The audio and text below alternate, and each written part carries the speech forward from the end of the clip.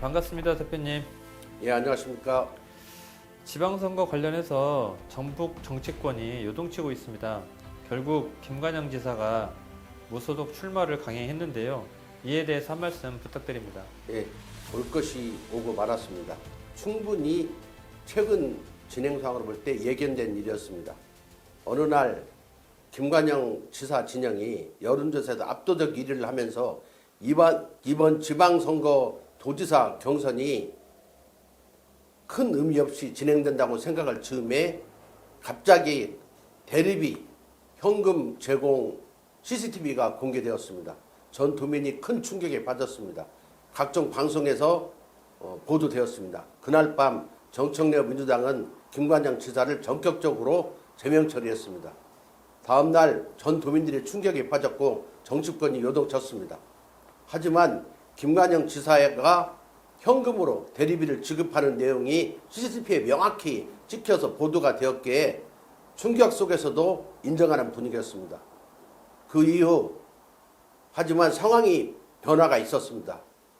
이원택 후보 진영도 수십 명의 청년들을 모아놓고 자신들을 홍보하면서 밥값을 대납하는 내용들이 공개되었던 것입니다.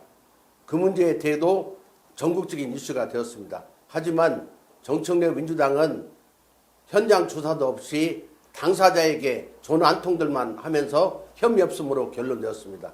이에 대해서 모든 사람들이 의아하게 생각하게 되었습니다. 똑같은 사안에 대해서 어떤 사람은 전격적인 제명 처리, 어떤 사람은 혐의 없음, 이 내용이 불거졌을 때 다만 다른 것은 한 사람은 대리비를 현금으로 지급하는 내용이 CCTV에 잡혔다는 것이고 한 사람은 직접 본인이 돈을 내지 않았지만 큰 흐름에 의해서 측근이 쉽게 말하면 대납하는 내용들이 있었던 것입니다.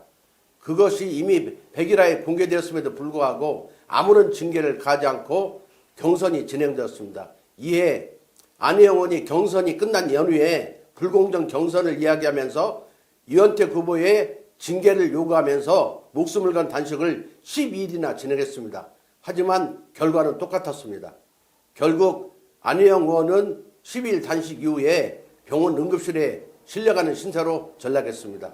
이렇게 이원택 후보가 안혜영 후보를 1% 누르고 전라북도 지사 후보가 되었습니다. 이 과정이 진행되면서 많은 뜻있는 사람들이 쉽게 말하면 단일한 유사한 사건에 대해서 이중잣대가 적용되는 것이 무엇인가. 그건 큰 틀에서 보면 한 사람은 친정청래 계열이고 한 사람은 이재명, 범 이재명 계열이라고는 차이만 있었습니다. 이원택 후보는 정청래 대표의 비서실장이 남선거 동문이라고 하는 동기동창이라고 하는 내용이 있습니다.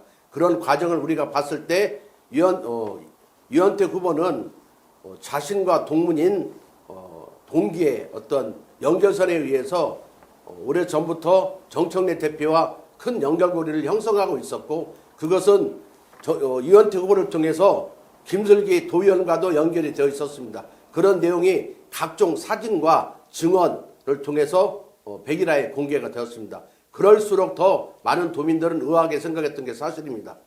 다만 이런 과정 속에서 큰 잘못을 저질렀음에도 불구하고 처사에 있어서 억울함을 느낀 김관영 진영이 불출마를 고민하다가 결국은 출마로 방향전환이 되면서 전라북도 정치권이 요동치게 되었습니다. 네, 정청래 민주당에서 전북지역 공천 기초단체장 마무리를 지었는데요. 지금 방금 말씀하신 이중잣대나 형평성 논란으로 인해서 여러 가지 또 상황들이 벌어지고 있는데 이에 대해서는 어떻게 생각하십니까?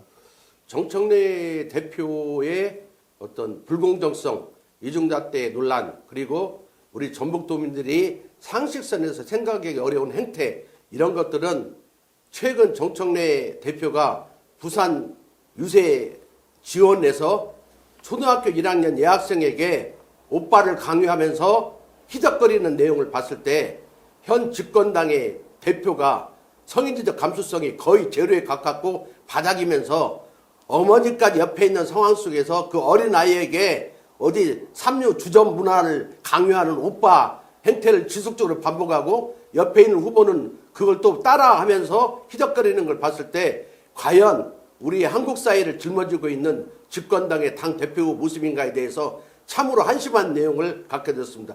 그런 사고방식이 우리 전라북도 기초단체장, 광역단체장 공천 과정에서 중앙당의 모습으로 여실하게 드러났다고 생각합니다.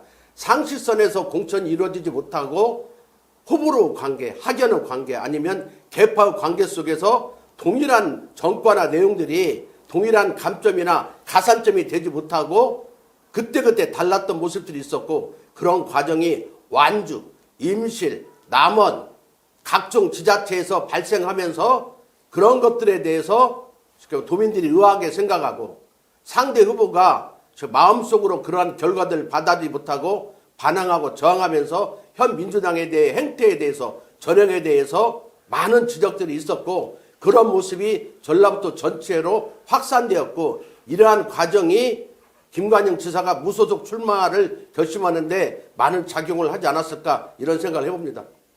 네. 그럼 앞으로 이후 선거 전망을 어떻게 보십니까? 한때는 전라북도 선거는 민주당 공천이 끝나면 싱거운 선거가 되었는데요. 이번은 예인 것 같습니다. 벌써부터 김관영 지사가 무소속 출마 선언을 하자 민주당이 총공세로 나왔고 이에 대해서 김관영 후보 진영도 반격을 준비하고 있는 것 같습니다. 한마디로 전쟁이 벌어지고 있습니다. 우리 유권자 입장에서는 참으로 다행스러운 일입니다. 중요한 지방선거가 싱겁게 끝나는 것이 아니라 유권자들의 관심 속에서 진행된다는 것 자체가 유권자들의 선택폭을 넓히는 행위라고 저는 생각합니다. 그런 의미에서는 이번 김관영 지사의 무소속 출마가 전라북도의 일부 도민들의 의견을 반영하는 긍정적인 측면도 있다고 보고 있습니다. 결과는 알 수 없지만 민주당이 공천 끝나고 나면 선거가 쉬운 게 아니라 묻지마 민주당이 아니라 앞으로의 활동 과정 속에서 보다 나은 전라북도를 위할 수 있는 능력 있는 사람을 선출할 기회가 광역선거뿐만 아니라 기초선거나 여타의 각종 선거에서도 나타날 것으로 예상되기에 긍정적인 모습으로 생각하고 있습니다. 다만 너무나 강한 흑색선전이라든지 허위사실 이런 것들에 의해서 선거가 비본질적으로 흘러가게 되고 선택권을 방해하는 게 있다면 철저히 도민의 심판을 받을 것이다 이런 생각을 해봅니다.